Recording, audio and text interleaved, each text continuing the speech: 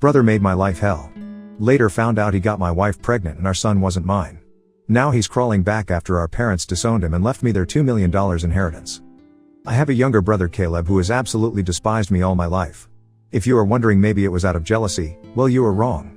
I wasn't the favored child, he had nothing to feel jealous about. Let me give you some context. My mom has always pampered my younger brother. He was the golden child in our family. Mom would make his meals, do his laundry, and even ask me to assist with his school work. I was expected to help out just because he's family, but the same courtesy was never extended to me. I came to accept it, as I was quite independent. Perhaps it was partly my fault for accommodating his wants and needs without reciprocation. He never lent a hand when I needed it, and reached out to me only when he wanted something from me. I was a quiet, introverted kid who liked to study and keep to myself, while he was exactly like our dad, rough and loud. I also tend to be straightforward and honest, not sugarcoating things and saying it like it is. I believe my mother might have developed some negative perception of me as a result of my childhood. As a result, he was everyone's favorite in our family. I didn't mind that when we were growing up. The trouble arose when he found a way to sort of bully me or mock me for being different from him. He would mock me for height or the fact that I was wearing glasses. He would sneak into my room and try to read my diary so then he could complain to my mom about anything that I had written. I would yell at him and complain to my parents about him invading my privacy, but they would laugh it off, telling me how it was not a big deal. He did more terrible things, like nearly breaking my glasses and putting nasty things in my food. He had even once put little stones in my cereal, but luckily I found them before it could have hurt my teeth.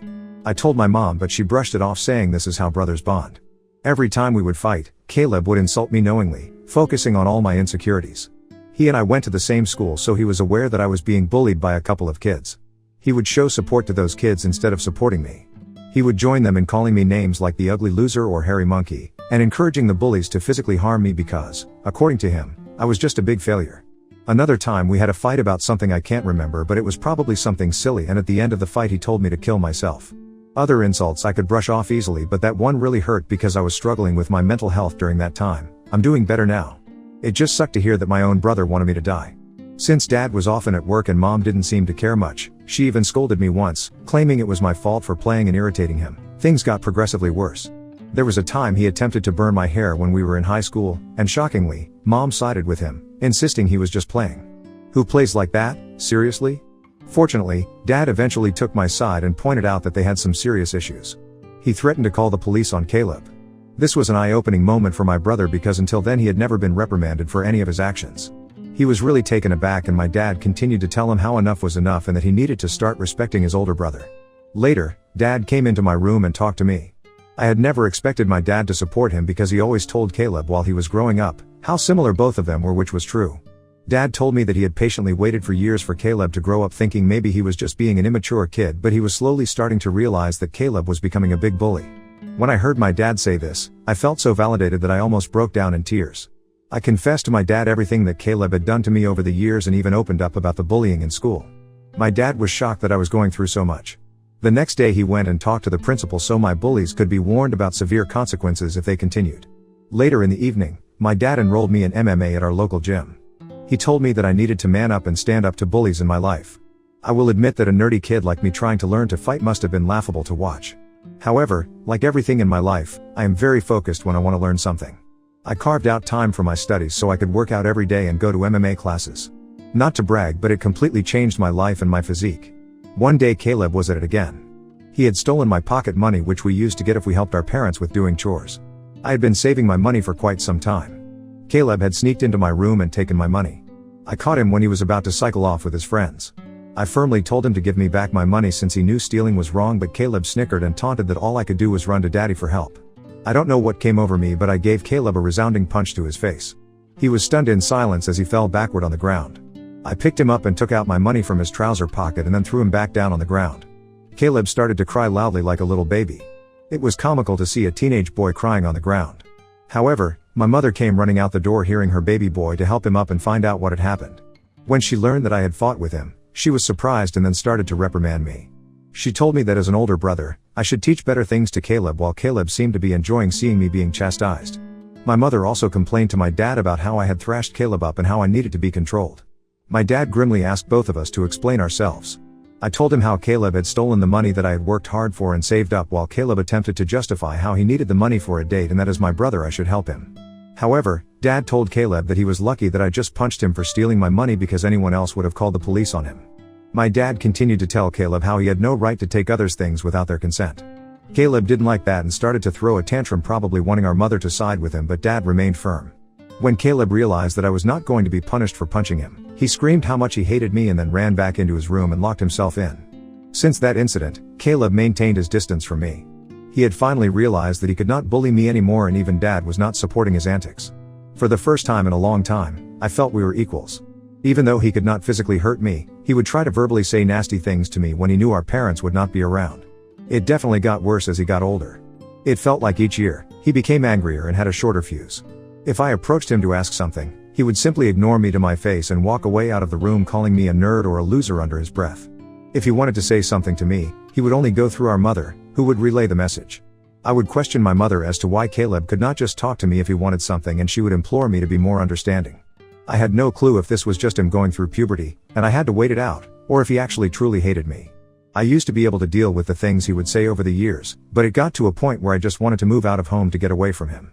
I would go to my mother countless times, asking if she could mediate a sit-down conversation for all of us to talk it out, but she always refused, saying she didn't want to get involved. I even asked for her opinion on why he treated me that way, but she would just brush off the question. Eventually, I went away to my dream university since I was a grade A student and was even qualified for a scholarship. My dad threw a party for me and my mom seemed proud of me also. However, Caleb remained aloof and distant, barely acknowledging my achievements. The day I left for university was a mix of excitement for the future and relief to escape the toxic environment at home. The first few months at the university were liberating. I made new friends, enjoyed my classes, and started to build a life separate from the oppressive atmosphere I had experienced growing up. The constant fear of Caleb's verbal attacks lifted, and I felt a newfound sense of peace. I began dating my wife Karen when we were both in the second year of our university. My friend introduced us at a frat party, and we clicked right away. Coming from a religious family, having kids without being married was a big no-no. However, we found out she was pregnant when we were in the last year of our university, which prompted us to get married as soon as we graduated. Our wedding was a small but peaceful ceremony. Our parents were happy for us and we had a good time at our wedding. At that moment, I believed she was the love of my life. I always held the mindset that I wanted monogamy in life, one woman to come home to and be with for the long haul. Despite women trying to engage with me over the years, I never pursued anything because I was genuinely content in my marriage. Karen was my dream girl, and I never wanted to hurt her. However, over the years, there were 2 occasions when I discovered she was being unfaithful in our marriage. One was an off and on affair that lasted a few years with her married coworker, and the other was a fling with an ex she had dated in high school when she went to visit her family states away. I'm sure there will be people who might call me foolish, and looking back, I can't really deny it myself. After a period of separation in both situations, I made the decision to forgive my wife. I never wanted to raise my child in a broken home, and I genuinely believed we could overcome these challenges.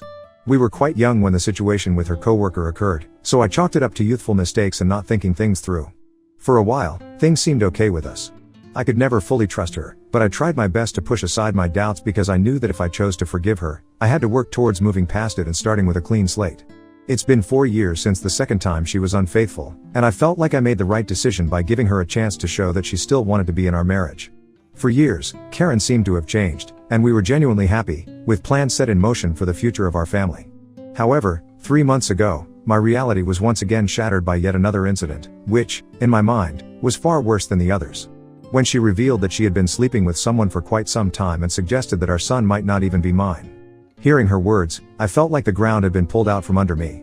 A mix of shock, betrayal, and disbelief overwhelmed me. I struggled to comprehend the enormity of what she had just disclosed.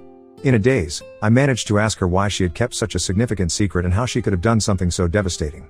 Her reaction was a cold and indifferent demeanor. She seemed detached, almost unbothered by the pain she had inflicted. Her responses were vague, leaving me with more questions than answers. It was a surreal and painful moment, confronting the shattered trust and the uncertainties about my own family. I continued to ask Karen to tell me the truth because I felt like I deserved to know the father of the child since I had been literally raising our son since the beginning. In the end, she admitted that it was Caleb. My eyes widened in shock as I asked her what exactly she meant by that. This is when Karen told me how she and Caleb had become friends back when I had introduced Karen to my family and she had stayed with us for Thanksgiving up until the New Year's. I remember Caleb, who was usually cold to me, was quite polite and warm towards her. I was glad since I did not want to make Karen feel unwelcome. She wanted to be accepted into my family so she would spend significant time hanging out with my mom whenever she could. She noticed that Caleb and I were not that close and questioned me about it. I finally opened up to her about my childhood equation with Caleb and told her how we might never be able to repair our relationship since he never could move past his feelings. Karen understood, however. She started to include Caleb whenever we would go out, perhaps hoping that both of us would warm up to each other.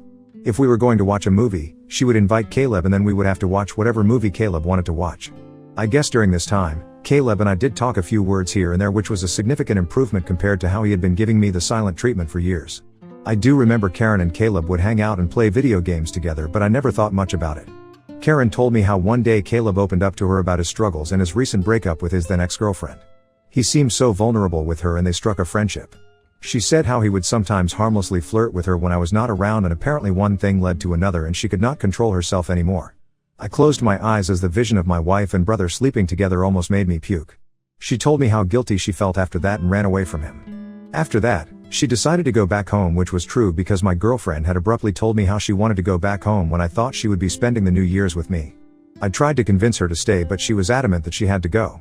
After the holidays, when we met in college, once our classes resumed, she was back to her usual cheerful self, so I never questioned anything. 2 weeks after that, we found out that she was pregnant.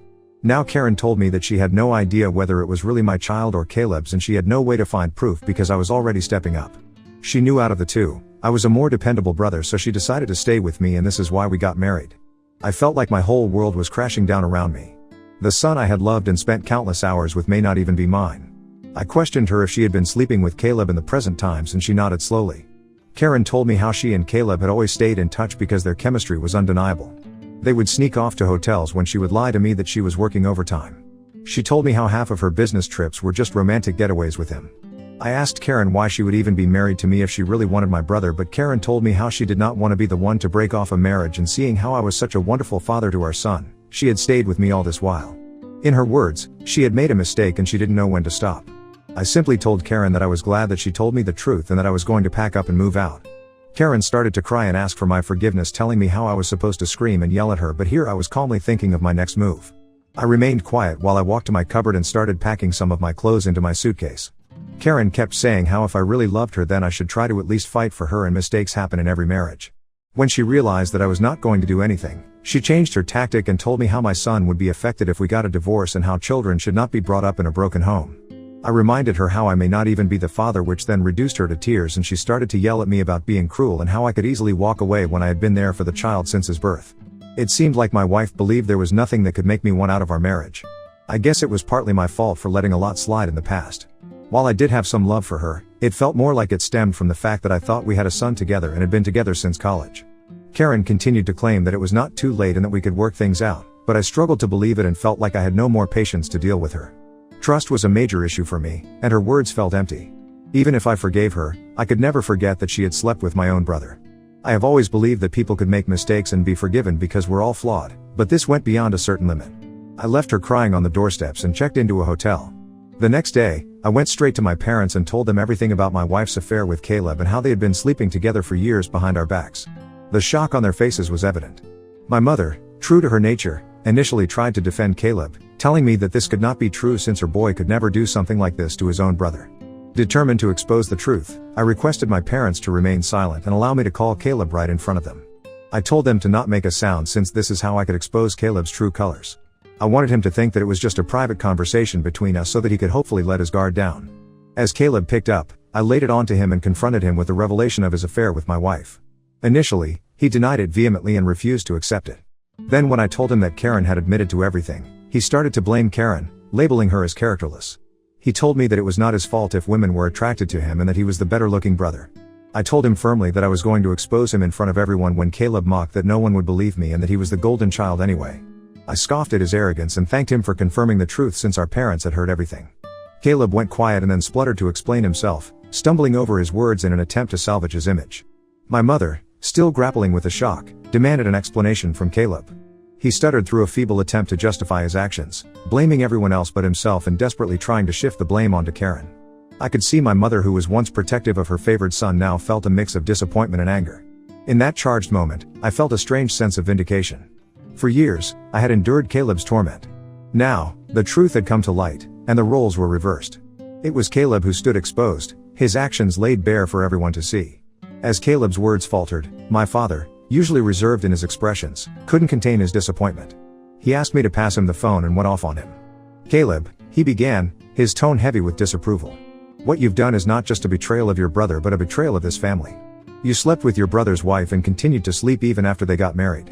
Your actions have consequences, and they have irreversibly damaged the trust we had in you. I raised both of you to value family, loyalty, and decency. What you've shown today goes against everything I've tried to instill in you." He paused, letting the weight of his words settle on Caleb's conscience. "The disregard for your brother's feelings, the lack of respect for the sanctity of his marriage, it's unacceptable. You've not only hurt him but tarnished the bonds that hold us together as a family. I feel like me and your mom are to be blamed for what you have become now, and we will no longer let you get away with his behavior anymore. Starting today, I am cutting you off from the college funds that I set up for you. You can figure out on your own about your university fees. I will also not be funding your lifestyle anymore. You think it makes you more of a man to sleep with married women? Well, now let's see what happens to you when you don't have my money to depend on." I, on the other hand, maintained a composed demeanor throughout all this. Although I initially wanted to scream at Caleb, watching my dad punish him was the ultimate vindication. I had exposed his true nature, and it was clear that he had underestimated the consequences. My mother, Caleb, persistent in his protests, continued to justify himself, but my father swiftly ended the call, shutting down Caleb's attempts to explain away his actions. My mom came up to me and hugged me. It had been a while since we shared such a moment, but in that embrace, there was unspoken understanding and support amid the family turmoil. She apologized to me that she had not believed me all this time. I felt like my 14-year-old self would never have imagined this moment being vindicated and embraced by my mother. After that, my dad helped me find a good lawyer so I could divorce Karen. She and her lawyer tried to fight dirty by asking me for alimony since I earned more than her, but luckily her affair played heavily in my favor. We also had a paternity test for my son, and it was determined that Caleb was indeed the father of the child. I can't begin to write how painful it was for me to digest this news.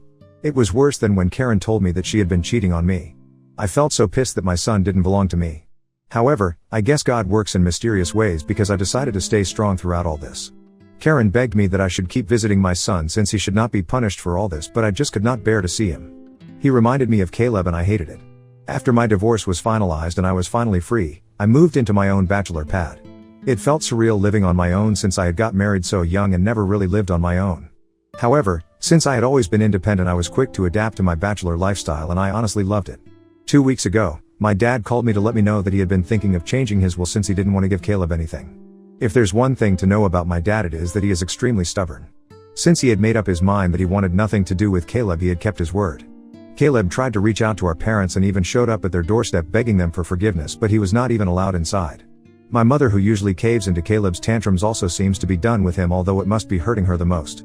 Throughout all this, Caleb didn't even once send me a text to apologize for what he had done, so clearly he didn't even regret it. He was just sad about being cut off from our parents. Well, Dad told me that he would be leaving everything behind to me. Just to ensure that Caleb doesn't protest later, he would be leaving him with only $1. My eyes widened in shock, as my dad had worked really hard his whole life. Including his assets, retirement fund, and life insurance, it would come up to almost $2 million. The only clause in his will was that if my dad passed away before my mom, she would continue to live in their house even though the ownership would go to my name. Of course I didn't mind this since I would want to take care of my mom until her last days. I don't know how, but Caleb found out about all this, and since he can't reach my parents, he called me yesterday trying to mend things right between us. He told me how he had been having trouble keeping up with college, and that after Karen had found out about the paternity of the child, she had been pestering him about child support. He told me that he had no money and was looking for part-time jobs yet could not find anything. He begged me to talk to our family so we could start fresh since he really needed my help. I started to laugh at his face and told him that I was so done with him and that he should have thought about all this before sleeping with my wife and getting her pregnant. Caleb started to argue that I was being unfair and that she was to blame also, to which I agreed and reminded him how I did divorce her and now she was his responsibility, so he should not be calling me complaining about her or her child since this was the consequences of his own actions. Kalen started to raise his voice, but I cut him off and reminded him that he was no longer the favored child in the family but the black sheep who slept with his own brother's wife. Caleb started to cry at this point and told me how everyone had been shitting on him, including our grandparents and relatives, which was true, but this was no longer my concern. I told him that we were done and to never call me again since I was no longer his brother. Since then, I have been replaying the conversation over and over in my head. Although I hate my brother, I had never heard him cry, at least not since we grew up. I won't lie, but it did hurt me a bit that he was this helpless. So I guess I am here to ask if I should talk to our parents about him, or would I be in a hole if I don't? Update 1. Hi everyone. A lot of you have been asking me as to why I am no longer in contact with my son Henry, and some of you have also called me cruel. Well, I am sorry to say this, but I don't feel comfortable raising another man's child. This is not a stepson scenario. In this case, I was led to believe that he was my son, and then I discovered that he was in fact my brother's son. Of course I am hurt and I have cried over it for days, but then the reason I don't want any contact with Henry is because I no longer want Karen in my life. If I talk to her child, she will find a way to snake her way into my life again, and I need my own space. You can call me cruel or selfish, but I can't see him ever again, or at least until a very long time. Update 2. Most of you have correctly guessed that it was in fact my mother who told Caleb about my dad changing his will, and he called me as a last resort to mend things. I did confront her in front of my dad and she broke down. She told me how I had punished Caleb enough and that he had learned his lesson. My dad firmly told my mother that if she felt what Caleb did was forgivable, then he could no longer stay married to her, since he could never forgive him for this betrayal. His threat seemed to shut my mother up. My dad made it clear to her that if she ever talked with Caleb and we found out, then she could pack her bags and just leave him. Like I said, my dad is a very stubborn guy. Hopefully, my mother will learn from her mistakes. Update 3. Hi Reddit. It's been 5 months since my last update. My relationship with my parents has improved in the last couple of months. My dad and I go golfing every weekend, and he behaves with me more like a buddy than my own father. My mother, even though she misses Caleb, has stayed away from him. The last I heard about Caleb was from my cousin, who told me how Caleb had been asking everyone for money and in the end, had to drop out of college when he could not afford to pay his fees anymore. He and Karen are living together, and he even has a job as a part-time mechanic apparently. I think they are raising Henry together, which is a good thing, I guess. I never bring up Caleb in my discussion with my parents, and neither do they. For everyone asking, I am doing quite well. I was promoted at my job 2 months ago, so my salary has improved significantly. I haven't been dating anyone since I feel like I still need time and space to heal. I have been going for a few therapy classes, so I guess we will see how that works out.